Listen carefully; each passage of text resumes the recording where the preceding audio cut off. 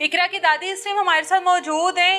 ये वो लोग हैं जो कि गरीब है, जिनके पास पुलिस को देने के लिए पैसे नहीं है, जो कि कोई असर और रसूख नहीं रखते, सिर्फ चाहते हैं इंसाफ, जो कि एक आम शहरी ज्यादती होने के बाद अपने साथ चाहता है। लेकिन अभी स्टिल इनको धमकियां दी जा रही हैं, इनके ऊपर नजर रखी जा रही है कि किसी किस्म की कोई ऐसी ये कार्रवाई ना करे जो कि उनके खिलाफ जाए। दादी से बात करते हैं। इन्ना बड़ा वकूआ हो गया, इकरा जिहड़ी है तुहाडी जी सानू इंसाफ चाहिए, मेहरबानी ਅਸੀਂ ਹੱਥ ਜੋੜਦੇ ਸੀ, ਸਾਨੂੰ ਇਵੇਂ ਸਭ ਇਨਸਾਫ ਚਾਹੀਦਾ। ਸਾਡੀ ਇਵੇਂ ਸਭ ਬੱਚੀ ਆਈ ਜਿਹੜੀ ਉਹਨਾਂ ਕੋਲ ਛੱਡੀ ਨੇ, ਉਹਨੇ ਵੀ ਤੁਹਾਨੂੰ ਧਮਕੀਆਂ ਵੀ ਦਿੱਤੀਆਂ ਜਾ ਰਹੀਆਂ ਨੇ, ਕੀ ਕਹਿੰਦੇ ਨੇ? ਦਿੱਤੀਆਂ ਨੇ ਸਾਨੂੰ, ਹਾਲੀ ਬੜਾ ਖਤਰਾ ਨੇ ਉਹਨਾਂ ਦਾ। ਕਿਵੇਂ ਖਤਰਾ, ਕੀ ਕਹਿੰਦੇ ਨੇ? ਜੀ ਕਹਿੰਦੇ ਨੇ ਹਾਲੀ ਵੀ ਉਹ ਆਂਦੇ ਨੇ ਅਸੀਂ ਵੀ ਮਾਰਾਂਗੇ ਇਹਨੂੰ, ਤੁਹਾਨੂੰ ਵੀ ਮਾਰ ਦਿਆਂਗੇ। ਜੀ ਸਾਨੂੰ ਬਹੁਤ ਖਤਰਾ ਹੈ ਹਾਲੀ, ਅਸੀਂ ਤਾਂ ਘਰ ਵੀ ਨਹੀਂ, ਅਸੀਂ ਤਾਂ ਇਵੇਂ ਸਮੇਂ ਧੱਕੇ ਵੱਧੇ ਖਾਂਦੇ। ਕੌਣ ਤੁਹਾਡੇ ਤੇ ਨਜ਼ਰ ਰੱਖਦਾ ਹੈ ਆ ਕੇ ਇੱਧਰ? ਇਹ ਸਾਰਾ ਮਹੱਲਾ ਵੀ ਉਹਨਾਂ ਦਾ। ਅੱਛਾ, ਇਹ ਮੁਹੱਲੇ ਵਾਲੇ ਵੀ ਦੱਸਦੇ ਨੇ ਉਹਨਾਂ ਨੂੰ? ਅੱਛਾ, ਸਾਰੇ ਉਹ ਇੱਕੋ ਕੁਛ ਨੇ। ਤੁਸੀਂ ਹੁਣੇ ਦੱਸ ਰਹੇ ਸੀ ਕਿ ਹੁਣੇ ਵੀ ਮੁੰਡਾ ਥੱਲੇ ਖੜਾ ਰਹਿ ਕੇ ਹੁਣ ਵੀ ਖੜਾ ਨੇ। ਕੀ ਕਹਿ ਰਿਹਾ ਹੁਣ, ਕੀ ਹਰਕਤਾਂ ਕਰਦਾ ਹੈ? ਕਿਧਰੇ ਫੋਨ ਤੇ ਲੱਗਾ ਖੜਾ ਸੀ, ਇੱਧਰ ਵੇਂਦਾ ਤੇ ਉਹ ਬਸ ਫੋਨ ਹੀ ਕੀਤੀ ਜਾਂਦਾ। ਕੋਈ ਇਤਲਾਹ ਦਿੰਦਾ ਹੈ ਕਿ ਕੌਣ ਆਂਦਾ ਹੈ ਇੱਧਰ, ਕੌਣ ਜਾਂਦਾ ਹੈ? ਇਤਲਾਹ ਦਿੰਦਾ ਹੈ ਕੋਈ? ਉਸੇ ਇਹੋ ਵੀ ਹੈ ਨਾ, ਸਾਨੂੰ ਤੇ ਇਨਸਾਫ ਹੀ ਚਾਹੀਦਾ। ਸਾਡੀ ਬੱਚੀ ਕੁਸ ਗਈ ਨੇ, ਕੋਈ ਸਾਡੀ ਸੋਹਣੀ ਨਹੀਂ ਰਿਹਾ, ਗਰੀਬਾਂ ਦੀ। ਅਸੀਂ ਪਰਦੇਸੀ ਇੱਥੇ ਆਇਆ ਕਮਾਣ, ਤੇ ਨਿੱਕੇ ਵੱਡੇ ਅਸੀਂ ਕਮਾਣ ਲੱਗੇ ਆ ਤੇ ਸਾਡੀ ਕੋਈ ਨਹੀਂ ਸੁਣ ਰਿਹਾ। ਸਾਡੀ ਬੱਚੀ ਉਹਨਾਂ ਕੋਲ ਛੱਡੀ, ਖਾ ਲਈ ਉਹਨਾਂ ਰੜਕ ਲਈ, कोई सानू समझ नहीं आ रहे। कौन धमकियां लगा रहा है और किससे खतरा है अभी आपको? इन गांव वालों से खतरा है। वो अभी नीचे आपकी गाड़ी के पास लड़का खड़ा हुआ है, उनको पीछे बता रहा है अच्छा कि जी इधर मीडिया आई हुई है, ठीक है, फौरन रिपोर्टें दे रहा है। अच्छा, अभी आप लोगों को भी थ्रेट किया जा रहा है, हमें धमकियां लगाते हैं अच्छा। कि कोई कार्रवाई करेंगे तो जैसे उसको मारा है आप लोगों को ऐसे ही मारेंगे। इकरा को सबसे पहले किसने देखा था जाकर? जब ये इतला मिली आप लोगों को, इतला किसने दी है?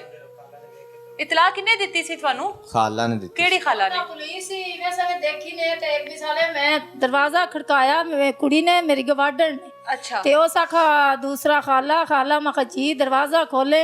ਮੈਂ ਕਿਹਾ ਜੀ ਕੀ ਗੱਲ ਹੈ? ਆਖੇ ਇਕਰਾ ਦੇ ਨਾਂ ਦੀ ਕੁੜੀ ਨੇ ਕਤਲ ਹੋ ਗਈ ਸੀ ਤੇ ਪੁਲਿਸਾਂ ਨੇ ਬੜੇ ਆਖੇ ਰਸ਼ ਨੇ। ਜੇ ਮੈਂ ਦਰਵਾਜ਼ਾ ਖੋਲਾ ਤੇ ਪੁਲਿਸਾਂ ਅੱਗੂ ਤਾਲੇ ਵੱਜੇ ਪਏ। ਮੈਂ ਸਮਝ ਇਕਰਾ ਦੇ ਘਰ ਵੱਲ ਜਾ ਰਹੇ ਸਨ? ਹਾਂਜੀ ਹਾਂਜੀ। ਉਹ ਅੱਗੂ ਕੋਈ ਚੀਜ਼ ਨਾ ਤਾਲੇ ਵੱਜੇ ਪਏ ਤੇ ਉਹ ਜਿਹੜੇ ਉਹਨਾਂ ਤਾਲੇ ਖੋਲੇ ਨੇ। ਮੁੜ ਮੈਂ ਤਾਂ ਆਪਣੀ ਇਵੇਂ ਸਮੇਂ ਜਿੱਦੇ ਆ ਗਈ ਸੀ। ਮੈਂ ਆਖਿਆ ਇਕਰਾ ਆਪਣੀ ਕੁੱਸ ਗਈ ਨੇ ਅੱਜ, ਕੋਈ ਪਤਾ ਨਹੀਂ। ਆਖੇ ਸਾਨੂੰ ਤਾਂ ਕੋਈ ਪਤਾ ਨਹੀਂ। ਉਸੇ ਰੋਂਦੇ ਕਰ ਲੈਂਦੇ ਗਏ ਅੱਗੂ, ਉਸੇ ਲੁਨਾ ਸਾਨੂੰ ਇਵੇਂ ਸਾ ਵਾਪਸੀ ਚ ਗੱਲ ਕੁਛ ਨਹੀਂ ਲੈ ਗਏ। ਲਾਸ਼ ਲੈ ਗਏ ਨੇ। ਜਦੋਂ ਪਤਾ ਲੱਗ ਗਿਆ ਆਪਣੀ बेटी है? जी हाँ जी। अच्छा, उस टाइम पता लग गया था अपनी ही भांजी है, अपनी ही भांजी का जिक्र हो रहा है? पता लग गया था। पुलिस ने नहीं देखने दिया उस वक्त आपको? नहीं, सानू नहीं।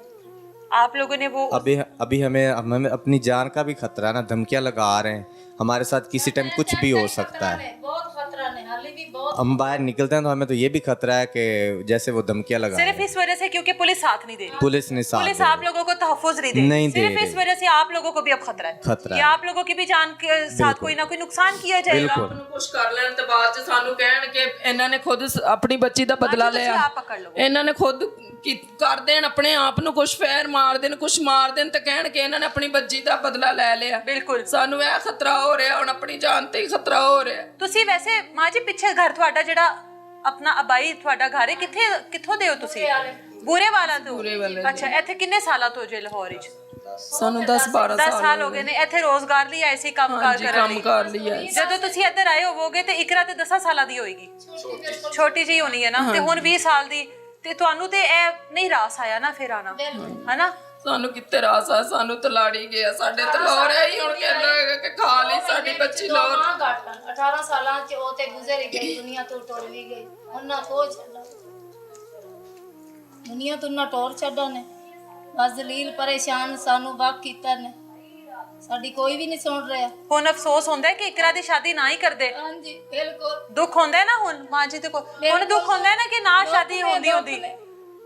ਦੁੱਖ ਨੇ। ਅਸਾਂ ਤਸਵੀਰਾਂ ਵੇਖ ਤੇ ਉਹਦੀਆਂ ਰੋ ਰਹੇ ਔਰ ਸਾਨੂੰ ਕੁਝ ਵੀ ਨਹੀਂ ਮਿਲ ਰਿਹਾ। ਬਹੁਤ ਪਰੇਸ਼ਾਨੀਆਂ ਨੇ। ਕੱਲ ਉਹਨੂੰ ਸਾਤੇ ਦਾ ਖਤਮ ਦਿਵਾਇਆ ਸੀ, ਹਾਲੀ ਉਹਦੀ ਦਾਦੋ ਸਾਰੇ ਉੱਥੇ ਪਿੰਡ ਨੇ ਕੁਛ ਅਸੀਂ ਆ ਗਏ ਇੱਥੇ, ਸਾਡੀ ਕੋਈ ਸੁਣ। ਤੀਸਰਾ ਕਰਾ ਤੇ ਅਸੀਂ ਆ ਗਏ ਇੱਥੇ। ایک بیٹی کی شادی کی 6 ماہ میں 3 بار اس کا حمل ضائع کروایا گیا.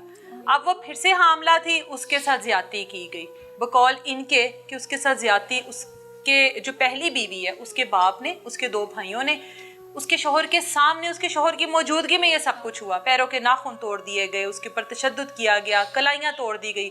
اس ٹائم اس لڑکی نے کتنی آہو بکا کی ہوگی, اپنی ماں کو کس طرح سے آوازیں دی ہوں گی کہ مجھے بچا لو, بھائی کو, دادی کو, ماموں کو. ماموں مسلسل یہاں پر رو رہے ہیں. یقیناً ان کی اپنی بھانجی کے ساتھ جو تعلق ہے وہ بڑا گہرا تعلق ہوگا. تو اللہ تعالیٰ کی ذات ان کو صبر دے.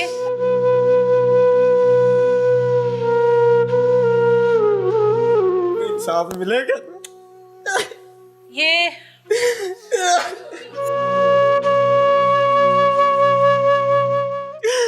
اس کے بازو توڑ دیے.